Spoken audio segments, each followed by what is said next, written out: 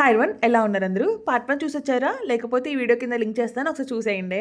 Last వీడియోలో చెప్పా కదా, నేను ఒక 5 to 6 months నుంచి వెన్నపూస కలెక్ట్ చేస్తున్నానని. అదంతా ఇప్పుడు నేను నెయ్యిగా కాస్తున్నాను. అండ్ చాలామంది నెయ్యి కాసేటప్పుడు అందులో కరివేపాకు లేదా మెంతులు వేస్తారు. మేమైతే ఏది వేయము. మీరేమైనా వేస్తారనేది నాకు ఖచ్చితంగా కామెంట్ చేసి చెప్పండి. అంటే ఇలాగా నెయ్యి మరిగేటప్పుడు ఆ స్మెల్ వస్తుంది చూసారా, ఎంత బాగుంటుందో కదా. ఎవరైనా ఈజీగా ఐడెంటిఫై చేయగలుగుతారు ఇది నెయ్యి స్మెల్ అని.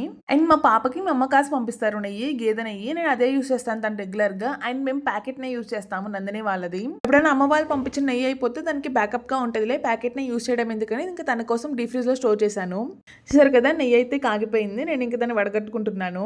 ఆ బాక్స్ లో వేయగా ఇంకొంచెం ఉంటే మేము డైలీ యూస్ చేసే నెయ్యి గిన్నె ఉంటుంది కదా, దాంట్లో అయితే వేసుకున్నాను.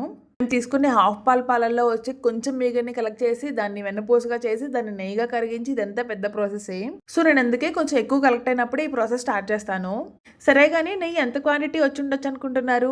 నాకు తెలిసినంత వరకు ఒక ½ లీటర్ ఉంటుందేమో. మీరు గెస్ చేసి కమెంట్ చేసేయండి. బాయ్.